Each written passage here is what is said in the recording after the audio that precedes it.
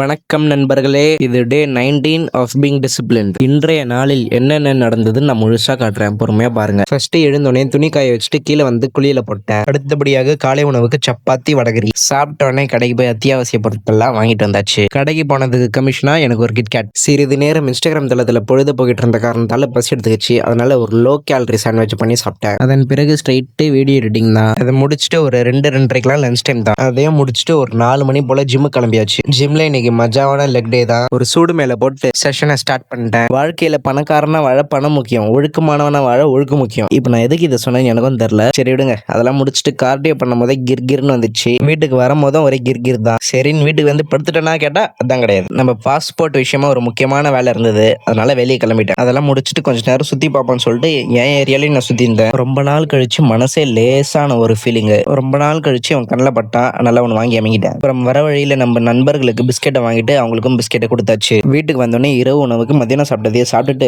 கொஞ்ச நேரம் படிக்கலாம்னு உட்காந்தேன். கண்ணு ஒரே சொர்கல்ஸ். நல்லா நாள் முடிச்சுக்கிட்டேன். நாளைக்கு பார்க்கலாம்.